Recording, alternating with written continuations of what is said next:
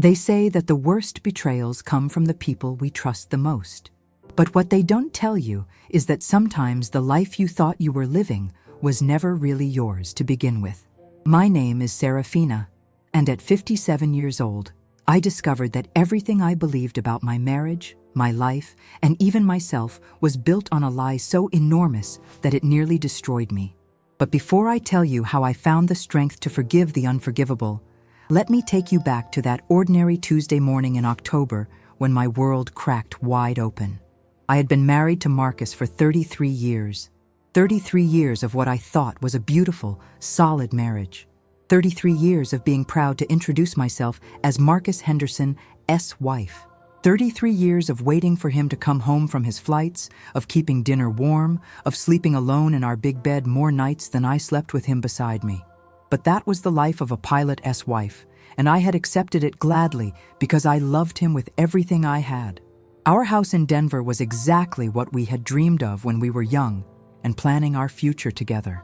A 2-story colonial with a white picket fence, a garden where I grew tomatoes and roses, and a front porch where I would sit with my coffee every morning, watching the neighborhood wake up. Marcus had always been a good provider.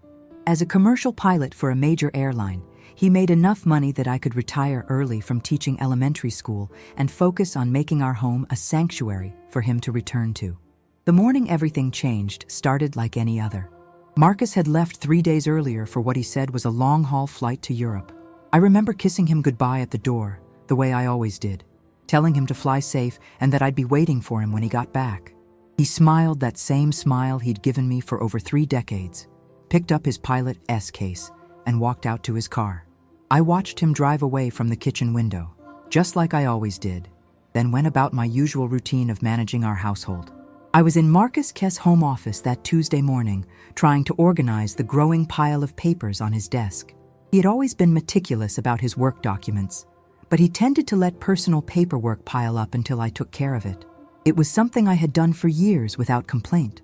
I was sorting through bank statements, insurance documents, and what I thought were just routine bills when I found something that made me stop cold.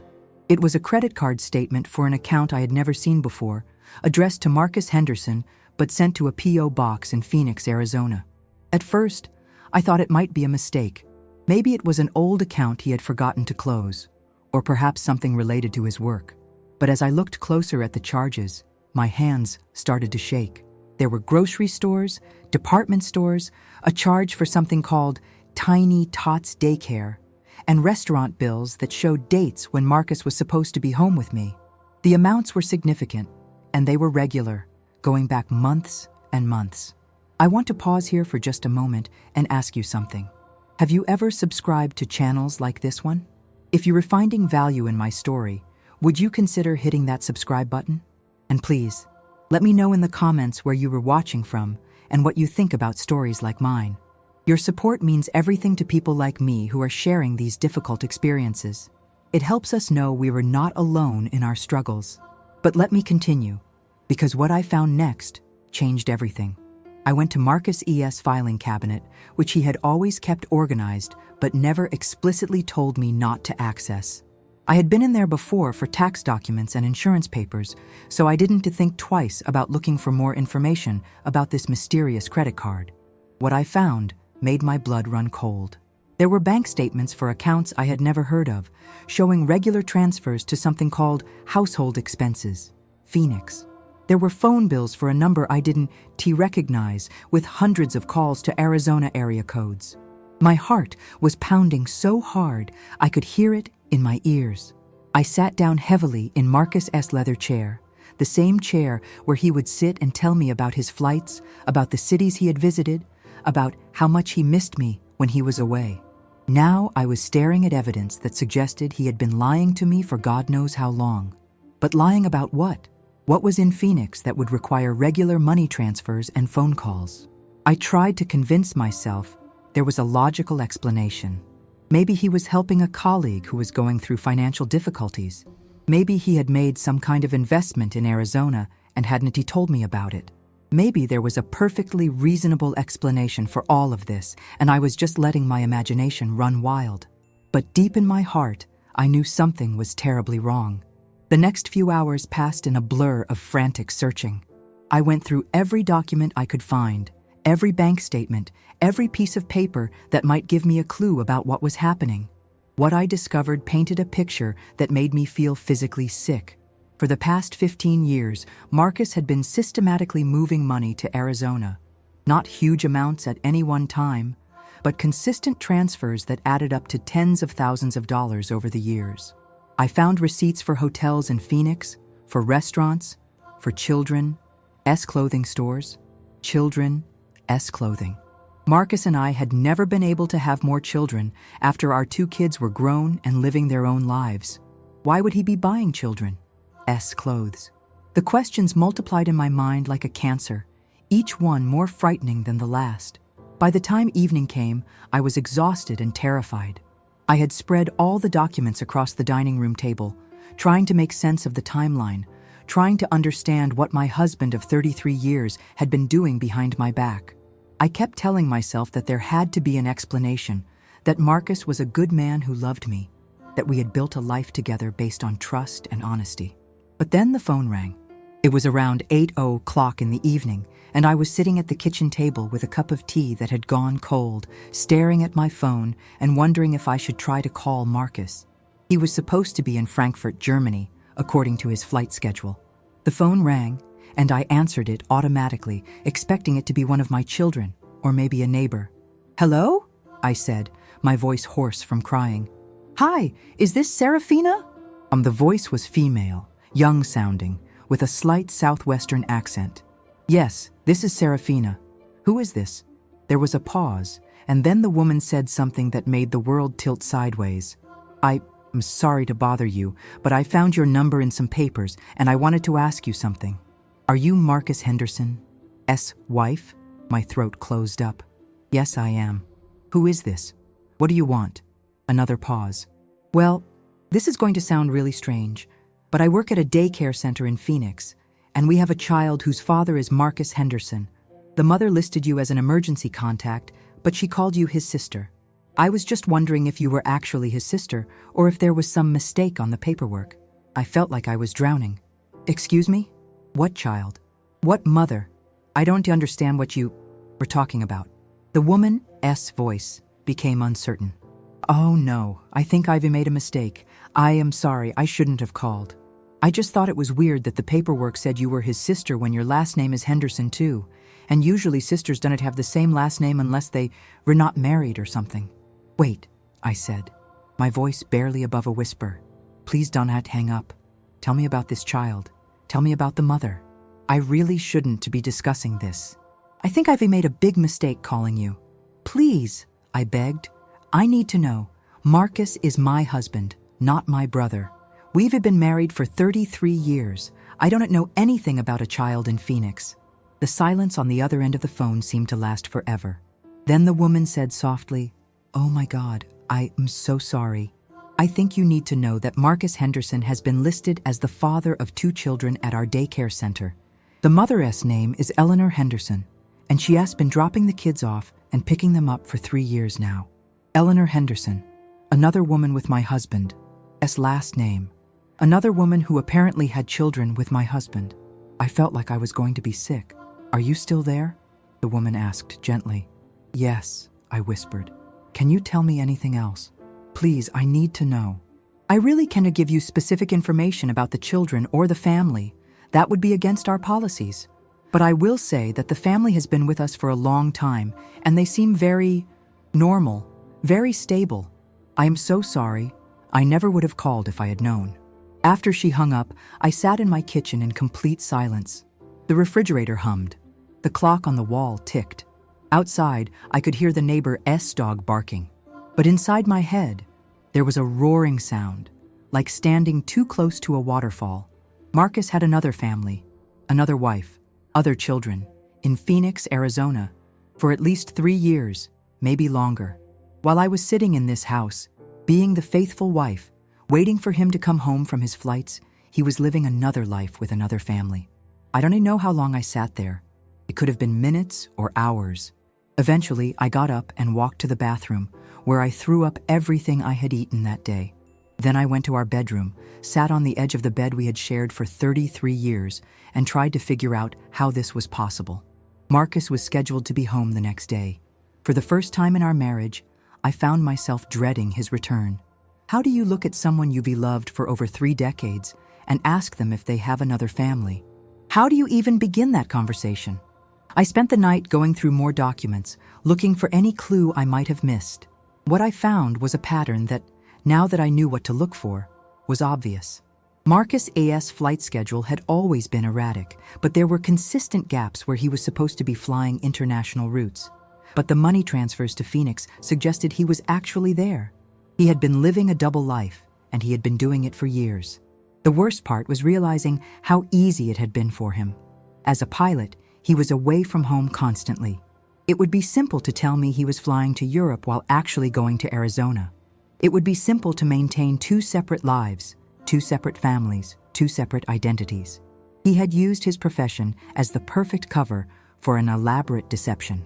As dawn broke over Denver, I was still sitting in his office, surrounded by evidence of his betrayal. I had cried until I had no tears left. I had been angry until the anger turned into something cold and hard in my chest. Now I was just numb, wondering how I was going to face him when he walked through that door. But there was something else growing inside me, alongside the numbness. A terrible curiosity about this other life he had been living. Who was Eleanor Henderson? How long had this been going on? Were there other secrets, other lies, other families? How deep did this deception go? The phone rang again around 7 in the morning. This time, it was Marcus. "Hey, beautiful," he said, his voice warm and familiar. "Just wanted to let you know I'll be home this afternoon. I missed you so much on this trip." I listened to his voice, the same voice that had whispered, "I love you," in my ear thousands of times, and felt like I was talking to a stranger. "How was Germany?" I asked, my voice somehow steady. "Oh, same old thing. Long flight, boring layover in Frankfurt. But I picked up some of that chocolate you like from the airport shop. Cannot wait to see you." He was lying so easily, so smoothly. There was no hesitation, no guilt in his voice. Just the same loving husband act he had been performing for God knows how long. "I'll be here," I said, and hung up. I had about 6 hours to decide what I was going to do. 6 hours to figure out how to confront the man I had loved and trusted with my life. The man who had apparently been living a lie for years. 6 hours to prepare for a conversation that would either save my marriage or destroy it completely. But first, I needed to know more. I needed to know exactly what I was dealing with before I faced him. So I did something I had never done in 33 years of marriage. I hired a private investigator. The man I called was recommended by a friend who had gone through a difficult divorce. His name was Detective Mike Collins, and he specialized in what he called domestic investigations. When I called him that morning, my voice shaking, he listened to my story without interrupting. "Ma'am," he said when I finished. "I'm sorry to tell you this, but what you were describing sounds like a classic case of bigamy.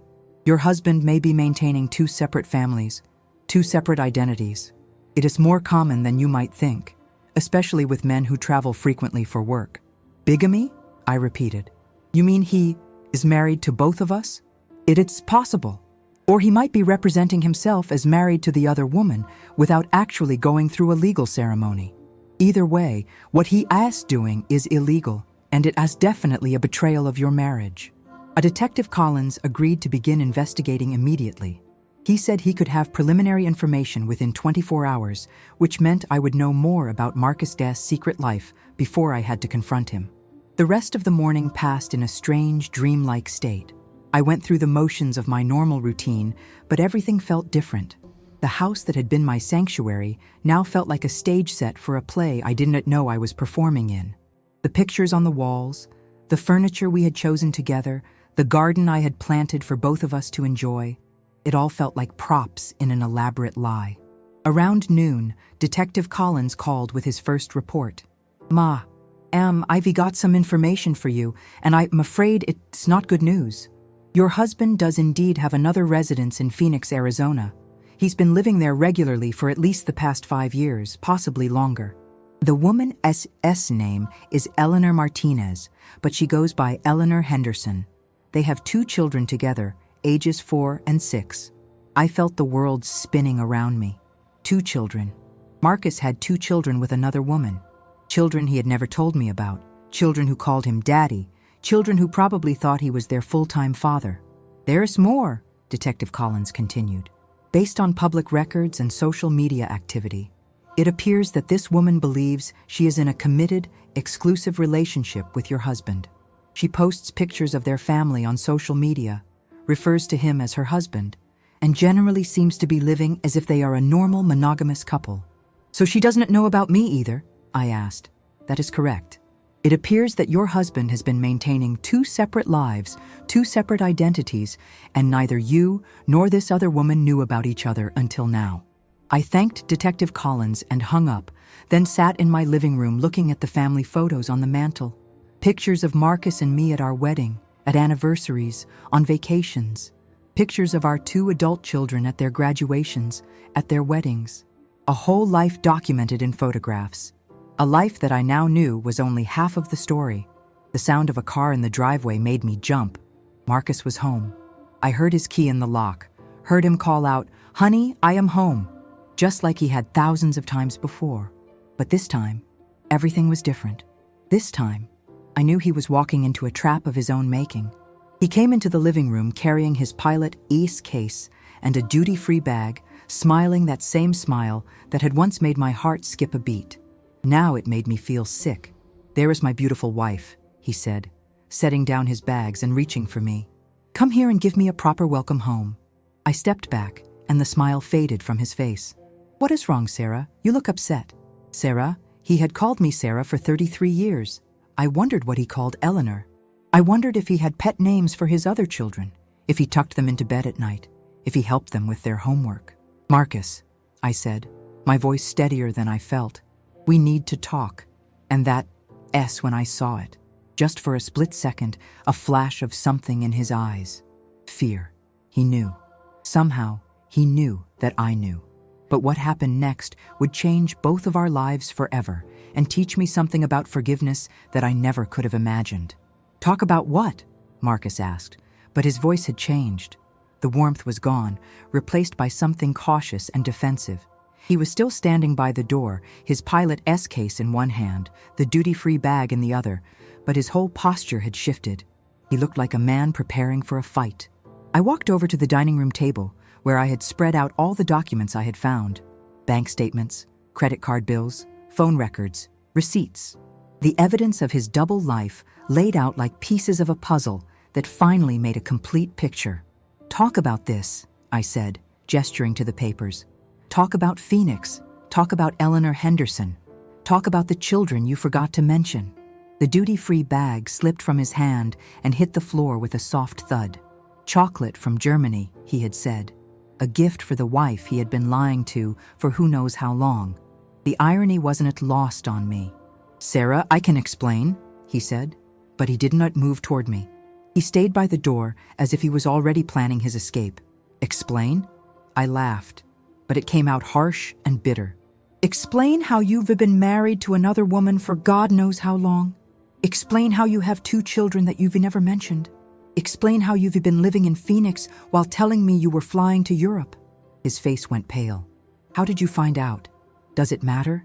The point is, I know. I know about Eleanor. I know about the children. I know about the house in Phoenix and the money transfers and the lies. All of it, Marcus. I know all of it." He set down his Pilot S case and ran his hands through his hair. It was a gesture I had seen him make thousands of times when he was stressed. But now it just made me angry. He didn't get to be stressed. He didn't get to be the victim in this situation. "It's not what you think," he said finally. "It is not what I think?" I could feel my voice rising. "What do I think, Marcus? What exactly do I think? You think I don't love you. You think our marriage doesn't mean anything to me. But that is not true, Sarah. I love you more than anything in this world." I stared at him in disbelief. "You love me? You love me so much that you married another woman and had children with her? You love me so much that you've been lying to me for years?" "I never married her," he said quickly. "It's not legal. We never had a ceremony. But she thinks you remarried to her. She calls herself Eleanor Henderson. Your children think you their father. I am their father, he said, and something in his voice made me step back. There was pride there. Love. He was proud of those children. He loved them. How long? I asked. How long has this been going on? He was quiet for a long moment, and I could see him calculating, trying to figure out how much of the truth he could get away with not telling. 15 years, he said finally. 15 years, 15 years of lies, 15 years of living a double life, 15 years of coming home to me and acting like the devoted husband while he had another family waiting for him in Arizona. 15 years, I repeated. 15 years of lying to me. 15 years of making me feel like I was the luckiest woman in the world to be married to you. You are lucky, he said, taking a step toward me. Sarah, you are the love of my life. You are my wife. You are the woman I chose to spend my life with. And what is she? What is Eleanor? He hesitated. She is someone I care about, someone who needed me, someone who needed you. I felt like I was going to explode. What about me? What about what I needed? What about the honesty I needed? What about the faithfulness I needed? You had that, he said. You had me.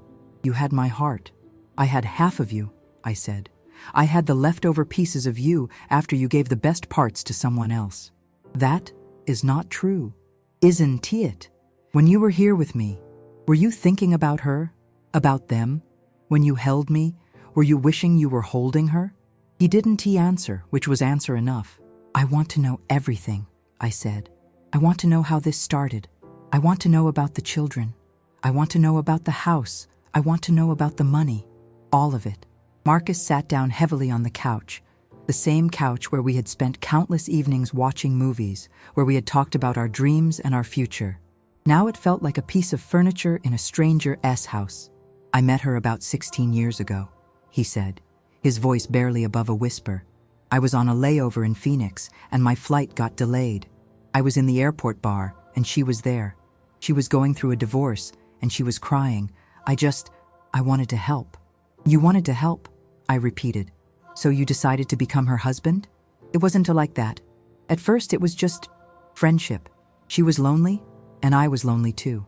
Being away from home so much, sleeping in hotel rooms, eating in airport restaurants. It gets to you after a while. You were lonely? You had me. You had a home. You had a family. I had you when I was home, he said. But I was home maybe 10 days a month. The rest of the time, I was alone. So you decided to create another family to keep you company. It wasn't a decision. It just happened. One thing led to another, and before I knew it, we were in a relationship. She got pregnant, and I couldn't just walk away. You couldn't walk away from her, but you could lie to me. I didn't know how to tell you. How do you tell the woman you love that you've fallen in love with someone else too? You don't fall in love with someone else, I said. You make choices. You make decisions. You choose to be faithful or you choose to cheat. I never meant for it to happen. But you let it happen. For 15 years, you let it happen. He was quiet for a long time, staring at his hands. When he looked up, there were tears in his eyes. I love you both, he said. I know that doesn't make sense, and I know it is not fair, but it has the truth. I love you, and I love her. I love our children, and I love their children. Their children? I felt like I had been slapped. They were not their children. They were your children. You were their father. Yes, he said. I am their father. Tommy is 6, and Sarah is 4. They are beautiful kids, Sarah. They were smart and funny, and they love me so much. Hearing him talk about them, seeing the love in his eyes, was like being stabbed in the heart. He had children he was proud of, children he loved, children who weren't mine. He had a whole life that didn't include me. What about our children? I asked. What about David and Jennifer? Did you ever think about them when you were playing father to these other kids? Of course I did. David and Jennifer are grown up. They have their own lives. They don't need me the way Tommy and Sarah do. They don't need you because you raised them to be independent. You were a good father to them. And now you were being a good father to these other children while lying to everyone about it. I never wanted to hurt anyone, he said. I just wanted to be happy. I wanted to have a family and a home and people who loved me. You had that, I said. You had all of that with me. I had part of it with you. But Sarah, you have to understand, my life is complicated. I am never in one place for very long. Having 2 homes, 2 families, it made sense for my lifestyle. It made sense for your lifestyle? I could barely speak. Marcus, you were not talking about vacation homes. You were talking about families. You were talking about people who love you and trust you. And I love them both. I love you all. You cannot love us all. Love does not work that way. Love is exclusive. Love is faithful. Love is honest. Says who? Says some rule book? Sarah, I've been happy for 15 years. Truly happy. I had you, and I had her, and I had all my children. I was the luckiest man in the world. You were the luckiest man in the world because you were living a lie. You were stealing from both of us. You were stealing my right to know the truth about my marriage. You were stealing her right to know she wasn't the only woman in your life. I never stole anything from you. I gave you everything I could. You gave me scraps, I said. You gave me the leftover pieces of yourself after you gave the best parts to someone else. We sat in silence for a while, both of us crying. The late afternoon sun was streaming through the windows, casting long shadows across the room. Everything looked the same as it had that morning, but nothing would ever be the same again. What happens now? Marcus asked finally. I don't know, I said. I honestly don't know. Do you want me to leave her? Do you want me to end it? The question hung in the air between us. Did I want him to leave her? Did I want him to abandon his children? Did I want him to come back to me and pretend that none of this had ever happened? I don't know if I want you to leave her, I said, but I know I want you to leave me. Sarah, please, do not say that. We can work through this. We can figure this out. Work through this? Marcus, you have 2 families. You have been lying to me for 15 years. You have children with another woman. How do we work through that? We can go to counseling. We can figure out how to make this work. Make this work? You want to make bigamy work? You want to make lying work? You want to make betrayal work? I want to make us work, he said. I don't want to lose you. You already lost me, I said. You lost me the moment you decided to start another family behind my back. Sarah, please. I know I made mistakes, but I love you. I've always loved you. Your love isn't enough, I said. Your love has been divided for 15 years. Your love has been dishonest for 15 years. Your love has been selfish for 15 years. What do you want me to do? I want you to leave, I said. I want you to pack your things and leave. I need time to think. I need time to figure out who I am without you. Where will I go? I don't care, I said, and I meant it. Go to Phoenix. Go to Eleanor. Go to your children. Just don't stay here. He looked at me like I had slapped him. Sarah, this is my home too. No, I said. This is my home. This is the home I built while you were building another home with another family. This is the home I maintained while you were lying to me. This is the home I deserve to keep. He stood up slowly, like an old man. I'll pack a bag, he said. But this isn't over. We were not over. Yes, we are, I said. We've been over for 15 years. I just didn't know it. And he went upstairs to pack, and I sat in the living room listening to him moving around, opening drawers, closing closets, gathering the things he would need for whatever came next.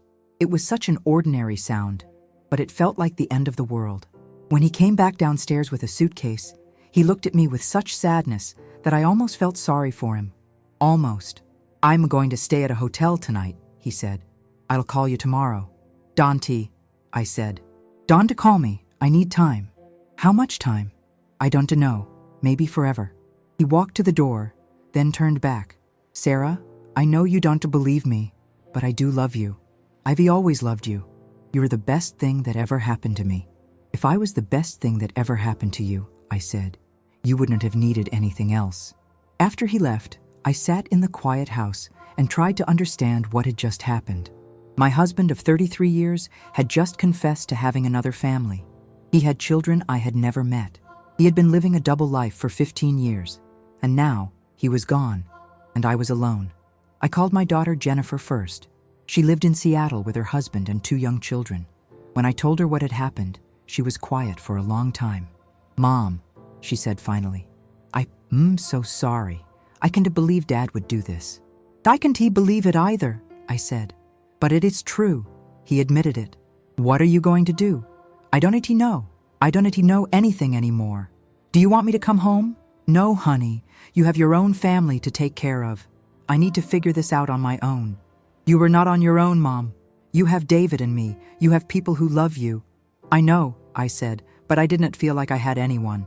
I felt like I was floating in space, untethered from everything I had thought was real.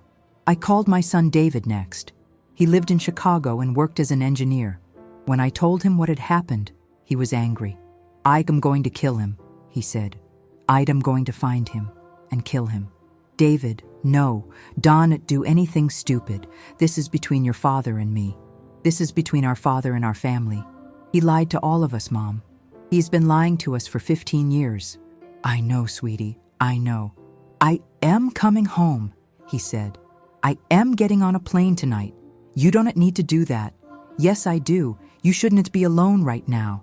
After I hung up, I realized that I was not sure I wanted David to come home. I wasn't sure I wanted to see anyone. I wasn't sure I wanted to talk about this or think about this or deal with this. I just wanted to disappear. But then I remembered something my friend Helena had told me years ago when she was going through her own crisis. Helena and I had been friends since we were children, but she had moved to Oregon after college, and we only kept in touch through letters and occasional phone calls. She had gone through a terrible time when her husband left her for a younger woman, and she had found strength in her faith. I hadn't thought about Helena in months, but suddenly I desperately wanted to talk to her. I wanted to hear her voice, to remember that people could survive betrayal and find peace on the other side. I found her number in my old address book and called her. When she answered, her voice was exactly the same as it had been when we were teenagers. "Serafina?" she said. "Oh my goodness. How long has it been?" "Too long," I said, and then I started crying. "Honey, what's wrong?" I told her everything. About Marcus, about the other family, about the lies, about the confrontation. She listened without interrupting, and when I finished, she was quiet for a long time. "Serafina," she said finally, "I'm so sorry. I can imagine how much pain you're in right now.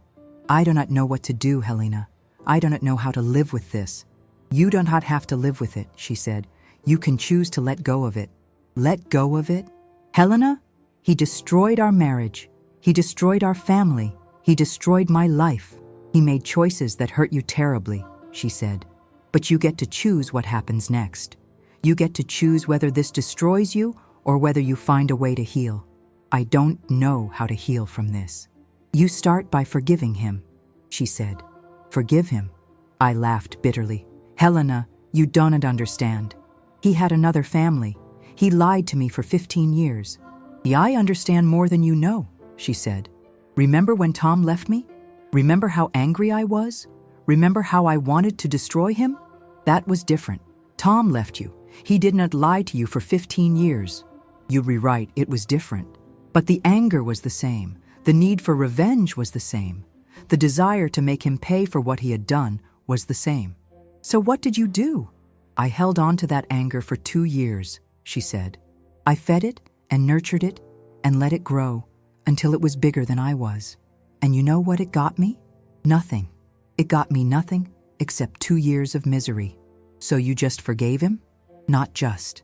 It took me a long time to understand that forgiveness wasn't about Tom. It was about me. It was about choosing to let go of the poison I was carrying around. But how do you forgive someone who destroys your life? You forgive them because carrying the hatred is destroying your life even more than they did." We talked for another hour, and when I hung up, I felt something I hadn't felt since I found those papers in Marcus's office. I felt hope. Not hope that my marriage could be saved, but hope that I could survive this. Hope that I could find a way to live with what had happened. That night, I did something I had not done in years. I prayed. I got down on my knees beside my bed and prayed for strength. I prayed for wisdom. I prayed for the ability to forgive the man who had broken my heart. I didn't know if God was listening, but I needed to believe that someone was. I needed to believe that there was more to life than the pain I was feeling. I needed to believe that somehow, some way, I would find peace again. But first, I had to decide what I was going to do about Marcus. He would be back, wanting to talk, wanting to work things out. and I would have to decide whether to fight for a marriage that had been built on lies, or whether to let it go and try to build something new from the ashes of what had been destroyed. The choice would determine the rest of my life, and I had no idea what the right answer was. David arrived from Chicago the next afternoon, and the moment I saw him at the door, I started crying again. He looked so much like his father, but his eyes were full of the same pain I was feeling. He hugged me tight and didn't say anything for a long time. "I cannot believe he did this to you, Mom," he said finally. "I cannot believe he did this to our family." "I cannot believe it either," I said. "But we have to find a way to deal with it. Have you talked to a lawyer?" "Not yet. I don't know if I want a divorce. I don't know what I want." "Mom, he's been lying to you for 15 years. He has another family. What is to think about?" 33 years of marriage," I said. 33 years of loving someone. You can just throw that away overnight." "He threw it away," David said. "He threw it away when he decided to start another family." We spent the evening talking, and David told me things about his childhood that I had never known. How he had sometimes wondered why his father was away so much. How he had overheard phone conversations that didn't make sense. How he had found airplane tickets to places his father claimed he had never been. "I think part of me always knew something was wrong," David said. "But I never imagined it was this." "I never imagined it either," I said. I trusted him completely. "That is not your fault, Mom. That is what you are supposed to do in a marriage. You're supposed to trust your husband." "But maybe I was naive. Maybe I should have asked more questions." "No," David said firmly. "You shouldn't have had to ask questions. He should have been honest with you."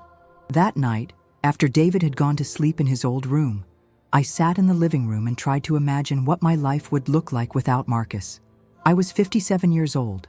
I had been married for 33 years. I had never lived alone as an adult. I had never made major decisions without consulting my husband. I had never been responsible for my own finances, my own future, my own happiness. The thought terrified me, but it also excited me in a way I didn't expect. For the first time in decades, I could make choices based solely on what I wanted, not on what Marcus needed or what would make him happy. I could eat what I wanted for dinner. I could watch what I wanted on television. I could go to bed when I wanted and get up when I wanted. But was that enough? Was the freedom worth the pain? Was starting over at 57 worth the heartbreak of ending a marriage that had been the center of my life for so long? I called Helena again the next morning. David had gone for a run, and the house was quiet. "How are you feeling today?" she asked. "Confused," I said. "Angry, sad, hopeful, terrified, all at the same time." "That sounds about right," she said. "After Tom left, I felt like I was going crazy. My emotions were all over the place." "Helena, can I ask you something?" "Of course." "When you decided to forgive Tom, how did you know it was the right thing to do?" She was quiet for a moment. "I did not know it was the right thing to do," she said. "I just knew that hating him was killing me. But how do you forgive someone who destroys your life? You start by understanding that forgiveness isn't about them. It's about you. It's about choosing to let go of the poison you are carrying. But doesn't it forgiveness mean you re-excusing what they did?" "No," she said. "Forgiveness means you re-choosing not to let what they did define the rest of your life." "I don't know if I am strong enough to forgive him." "You were stronger than you know," she said. "And you don't have to do it alone. God will give you the strength if you ask for it." "I have not been to church in years," and I said. "I have not prayed regularly in years. I don't know if God is listening to me." "God is always listening," she said. "He's been waiting for you to come back to him." After I hung up, I decided to do something I hadn't done in decades. I decided to go to church. There was a small chapel about 10 minutes from my house, and I had always admired it when I drove by. It was a simple building with a white steeple and beautiful stained glass windows. I told David where I was going, and he offered to come with me, but I wanted to go alone. I needed to be alone with my thoughts and my prayers. The chapel was quiet when I arrived. There were only a few people scattered throughout the pews, and soft music was playing from somewhere I couldn't see. I sat in the back row and closed my eyes, trying to remember how to pray. At first, all I could think about was Marcus, about the lies, about the betrayal, about the pain. But gradually, other thoughts began to surface. thoughts about the good times we had shared, thoughts about the love I had felt for him, thoughts about the man I had married 33 years ago before the lies began. I remembered our wedding day, how handsome he had looked in his tuxedo, how nervous we had both been. I remembered the birth of our children, how proud Marcus had been, how gently he had held them. I remembered anniversaries and birthdays and quiet evenings at home. I remembered feeling like the luckiest woman in the world to be loved by him. But I also remembered the loneliness, the nights when he was away and I wished he was home. The conversations cut short because he had to catch a flight. The feeling that I was living my life around his schedule, his needs, his career. Maybe, I thought, our marriage had been broken long before I discovered his other family. Maybe the lies were just a symptom of a deeper problem. Maybe we had both been trying to fill a void that couldn't be filled by each other. I don't know how long I sat there, but when I opened my eyes, the chapel was empty except for me and an elderly woman in the front row. She was praying with her head bowed, and something about her posture reminded me of my grandmother. My grandmother had been a woman of deep faith. She had raised me to believe in God, to pray regularly, to trust that everything happened for a reason. But somewhere along the way, I had lost that faith. I had gotten so caught up in the business of living that I had forgotten to nurture my relationship with God. Now, sitting in this quiet chapel, I felt something stirring inside me. Not answers exactly, but a sense of peace I hadn't felt in days. A sense that maybe somehow I would find a way through this. When I got home, David was waiting for me in the kitchen. "How was church?" he asked. "Peaceful," I said. "I think I'm going to start going regularly." "That is good, Mom. Whatever helps you heal." "David, I need to ask you something, and I need you to be honest with me." "Of course. Do you think I should forgive your father?" He was quiet for a long time. "I don't know," he said finally. "I don't know if I could forgive him if I were in your position. But you re not in my position. You re his son. You will always be his son, no matter what he has done. And you will always be his wife? I don't know. Maybe, maybe not. But I need to figure out how to live with what he has done, and I do not think I can do that if I am consumed by hatred." "So you were thinking about forgiving him?" "I am thinking about it. I am praying about it. I am trying to figure out what God wants me to do." "What does your heart tell you?" "My heart tells me that I loved him for 33 years. That love doesn't just disappear because he made terrible choices. But can you trust him again? I don't know. I don't know if I'll ever be able to trust him again. But maybe forgiveness doesn't require trust. Maybe it just requires letting go." Marcus called that evening. David answered the phone and told him I didn't want to talk, but I took the phone from him. "Hello, Marcus," I said. "Sarah, thank God. I've been worried sick about you." "You've been worried about me?" "Of course I've been worried about you. You are my wife. I love you." "Where are you?" "I am at a hotel downtown." "Sarah, we need to talk. We need to figure this out." "There is nothing to figure out. You made your choices 15 years ago." "I made mistakes," he said. "Terrible mistakes, but I want to make this right." "How can you make this right? How can you undo 15 years of lies?" "I can undo them, but I can promise you that it's over. I can promise you that I'll never see her again." "What about the children? What about Tommy and Sarah?" He was quiet for a long time. "I don't know," he said finally. "I don't know how to walk away from them." "And so you were not willing to give up your other family?" "Sarah, they re-children. They re-innocent in all of this." "So am I said. "So am I innocent in all of this." I know you are, and I am sorry. I am so sorry for what I've done to you." "Sorry isn't enough," I said. "Sorry doesn't fix this." "Then what will fix it? Tell me what to do, and I'll do it." "I don't know if anything can fix it. I don't know if I want it fixed." "Hun, don't say that. Please don't say that. Marcus, I need time. I need space. I need to figure out who I am without you. You're re my wife. You're re the woman I love. I am the woman you lied to for 15 years. I am the woman you betrayed. I am the woman you took for granted. I never took you for granted. Yes, you did. You took my love for granted. You took my trust for granted. You took my faithfulness for granted. Sarah, please. Can we meet? Can we talk face to face? Not yet. I'm not ready.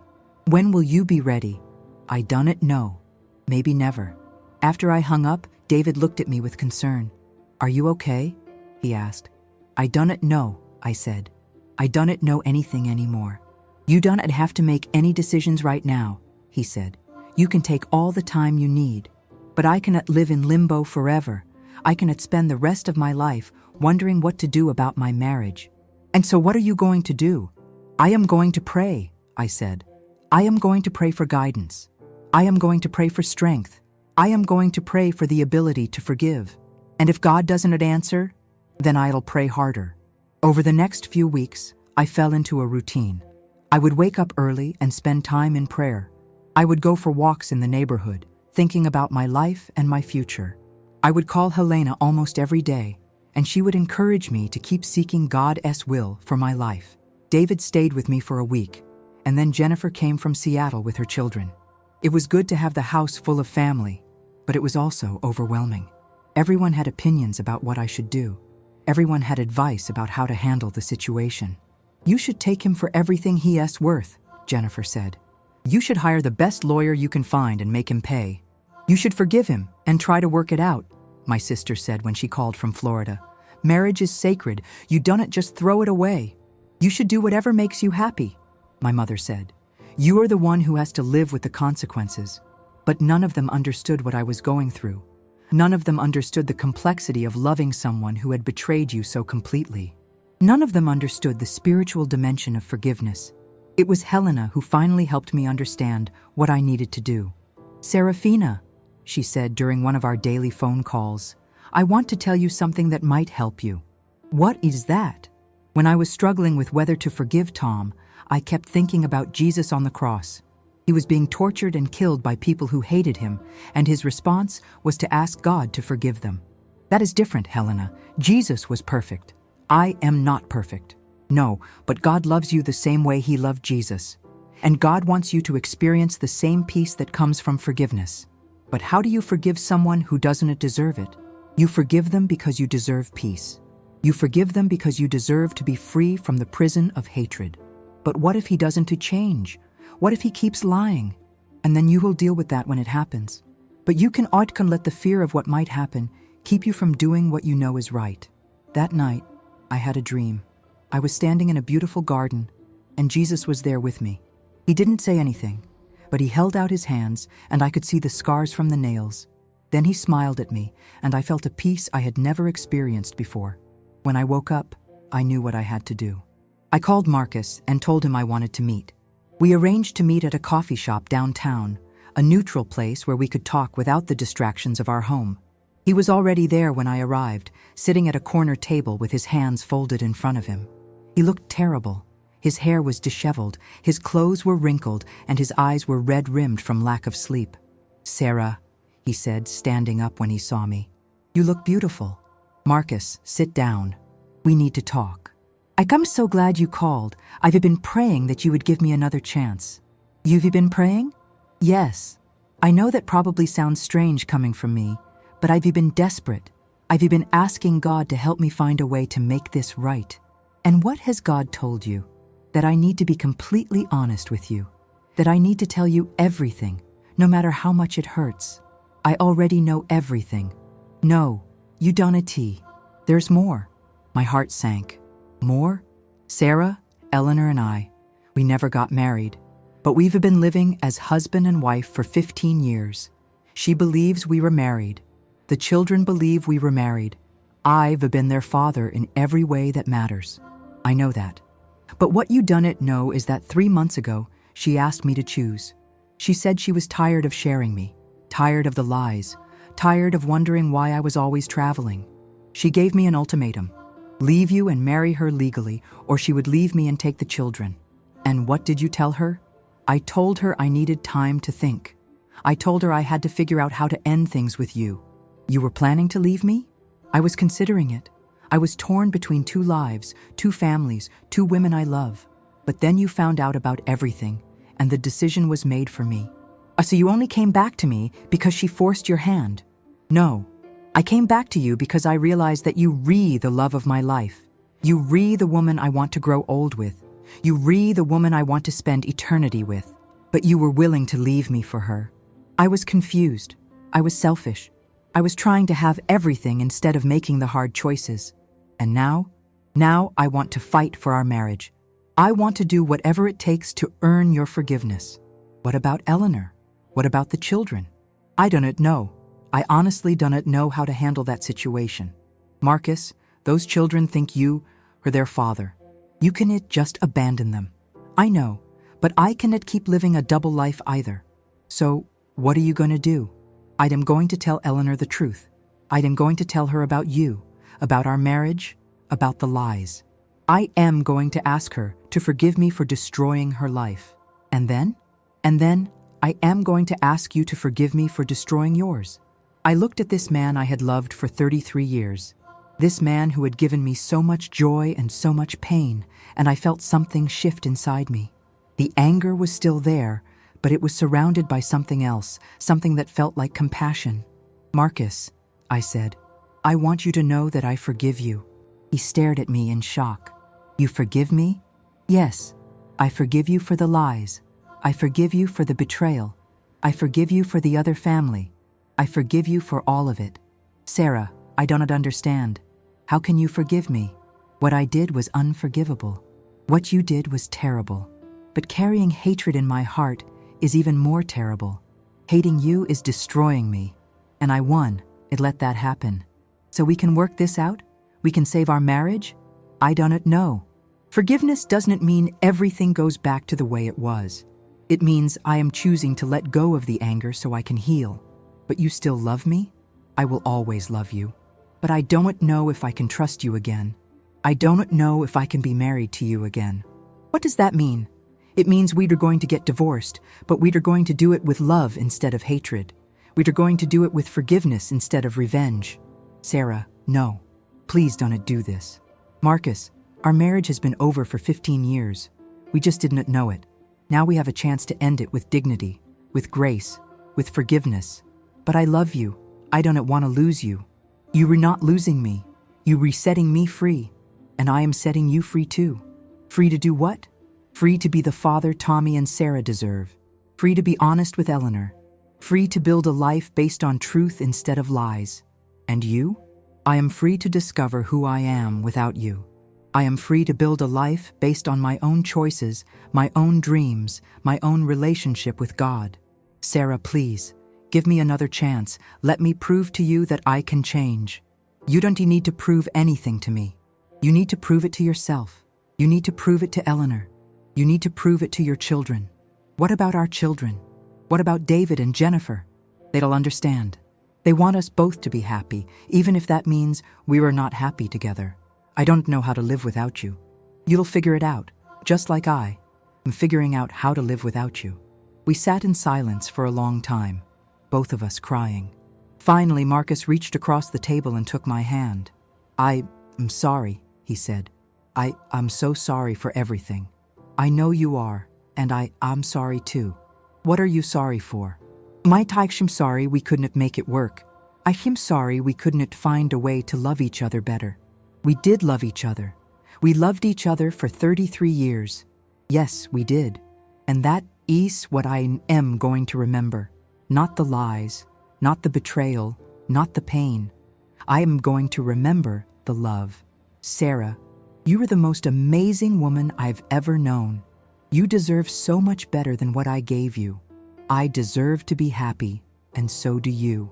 And so does Eleanor. And so do all of our children. How do we do this? How do we end a marriage with love? We start by being honest with everyone. We tell our children together. We tell Eleanor together. We face the consequences of our choices together. And then we help each other heal. We help each other move forward. We help each other find happiness again. Will you ever be able to forgive me completely? I already have. Forgiveness is a choice, Marcus. It's not a feeling. I choose to forgive you because I choose to be free. And will you ever be able to love again? I am already loving again. I am loving myself enough to let go of what is destroying me. I am loving you enough to set you free. I am loving God enough to trust Him with my future. Sarah, you were going to be okay. You were going to be more than okay. You were going to be amazing. So are you. We are both going to be amazing. 6 months later, I was sitting in my garden, reading a book, and enjoying the afternoon sun. The divorce had been finalized the month before, and while it had been painful, it had also been peaceful. Marcus had been honest with Eleanor, and while she had been devastated, she had also been relieved to finally know the truth. He was living in Phoenix now, trying to rebuild his relationship with Tommy and Sarah. He called me occasionally to update me on how they were doing, and I could hear the love in his voice when he talked about them. He was finally being the father they deserved. David and Jennifer had both been supportive of my decision to forgive their father. They didn't understand it at first, but they had seen how much peace it had brought me, and they respected my choice. I had started teaching again, this time at a community college where I helped adults get their high school diplomas. It was rewarding work, and I loved seeing the hope in my students' eyes when they realized they could still achieve their dreams. I had also started volunteering at a local women ES shelter, helping women who had been through betrayal and abuse. Sharing my story of forgiveness had helped many of them begin their own healing journey. Helena had come to visit me the previous month, and we had spent hours talking about how God had worked in both of our lives. She had been right about forgiveness being a gift to ourselves, not to the people who had hurt us. As I sat in my garden that afternoon, I felt something I hadn't felt in years. I felt complete, not because I had a husband or because my marriage had been saved, but because I had found my way back to God and back to myself. My phone rang, and I saw that it was Marcus. "Hi," I said. "Hi, Sarah. How are you?" Good. Really good. How are Tommy and Sarah?" "They amazing. Tommy lost his first tooth yesterday, and Sarah learned to ride a bike. They growing up so fast. I'm glad they have you in their lives. Sarah, I want you to know that I think about you every day. I pray for you every day. I hope you happy." "I am happy, Marcus. I am happier than I've been in years." "I'm glad. You deserve to be happy. So do you. Are you happy?" "I am getting there. It is hard, trying to rebuild trust with Eleanor and the kids. But we making progress. I am proud of you for doing the hard work. I learned from the best. You showed me what real strength looks like. Forgiveness is strength, not weakness. I know that now. Sarah, I want to ask you something." "What is that?" "Do you think God can forgive me for what I did?" "And I know He can.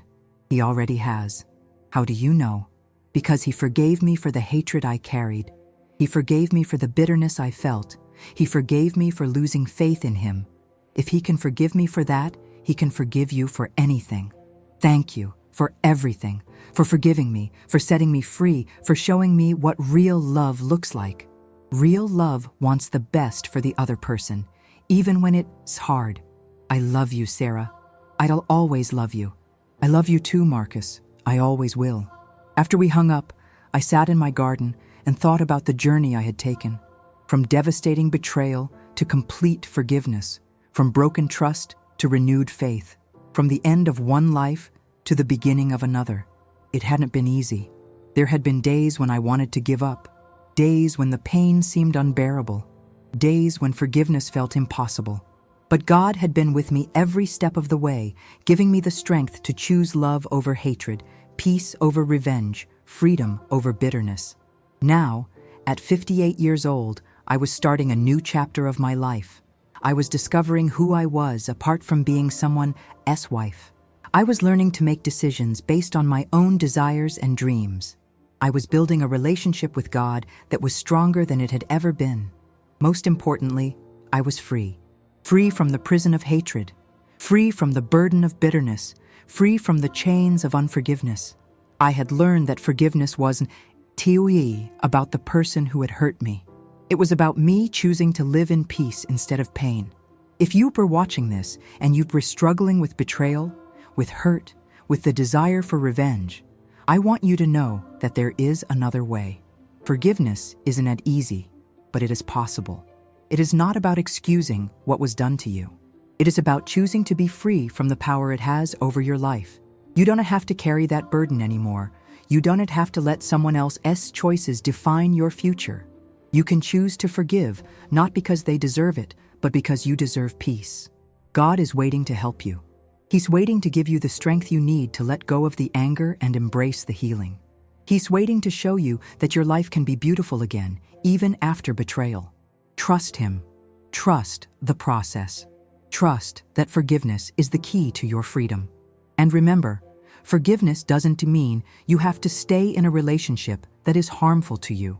It means you can leave with love instead of hatred. You can move forward with peace instead of bitterness.